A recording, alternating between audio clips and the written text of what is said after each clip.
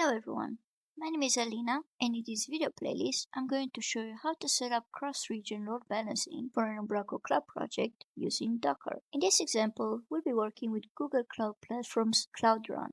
Let's take a look at the steps to get everything set up. First, we'll need to ensure we have a cloud project to work with, and then we will arrange its source code. Then we'll configure load balancing with Umbraco. Afterwards, we'll work with GitLab to use its bidirectional mirroring from Umbraco Cloud and towards a GitHub project. Moving on, we will set up a Google Cloud Run container for one region and then for two more regions. Then we'll configure the Google Cloud Run load balancing with all the three regions that we have created, and then we'll test that the setup works with another Umbraco Cloud environment. In this first video, we'll focus on cloning down our Umbraco Cloud project locally and arrange its source code.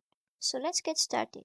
As a first thing, we need to ensure that we have an Umbraco Cloud project. You can either take a trial on try.umbraco.com, or if you have the resources, then you can purchase a monthly subscription for an Umbraco Cloud project. I already have a project, and if you take a look at it, we can see that it's an empty installation of Umbraco. Currently, I'm working on version 15.3.1 of Umbraco. For the beginning of these steps, we only need a live environment. Moving on, we will need to clone down this live environment using the Umbraco Cloud NuGet package, and this package helps you do the initial clone of your project and also runs through a CLI wizard to help you set up your project locally. It also has some additional files that will help us later on to load balance our Umbraco Cloud project. Now let's follow the steps from this NuGet package.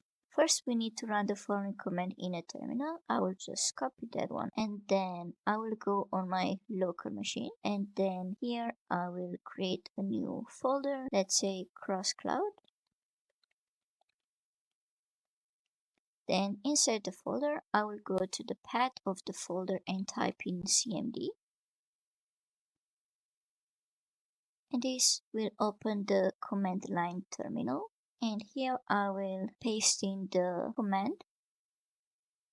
This will make sure that we have installed the latest Umbraco Cloud package on our local machine. The next step is that we have to clone down our Umbraco Cloud project using the Umbraco Cloud NuGet package. So I will just copy this command, and then I will head back to the command line, and instead of the placeholder URL, I will need to get the one from my Umbraco Cloud project. So I will head back to my Umbraco Cloud portal, and then I will hit that clone button, which will get the URL that I can use to clone down my project locally, and then replace the placeholder URL with the one that we have just copied. Now, as we can see, when running this command, we'll be prompted with a set of questions related to how our project should be cloned locally. I will choose yes to set up that CMD. Moving on, it asks if I would like the Umbraco Cloud Git repository to be cloned into cross-cloud load balancing. I will say yes as well. Moving on, it asks us if you want to rename the default project name Umbraco project to cross-cloud load balancing.web. I will say yes to that as well. Moving on, it will ask to add a primary host name that will be used by the production environment. This can be modified later in the web.config if you don't have a domain to provide yet. However, in my case, I already know the host name which I would like to have my production environment on. I will just type that in. And as a side note, this domain doesn't exist yet, and this is because I will create it at a later point when I will load balance the Umbraco Cloud project. So it doesn't have any DNS settings set up either, as we will add one at a later point as well. Next, it will ask us if we would like to create a Docker file for our load balancing subscriber instances. I will say yes. And for this one, it doesn't matter if you choose if you want to have an SLN or solution file, as you can always create it at a later point. So I will just say no for now. Then a new command line will open up to finish up the installation. Now if you check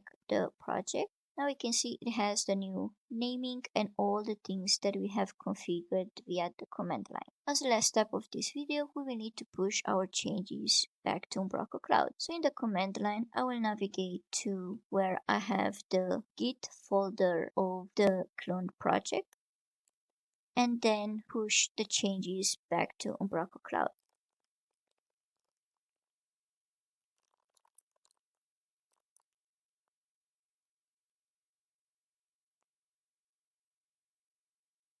So this was it for the first video, where we have cloned down our Umbraco Cloud project using the Umbraco Cloud NuGet package. See you in the next video.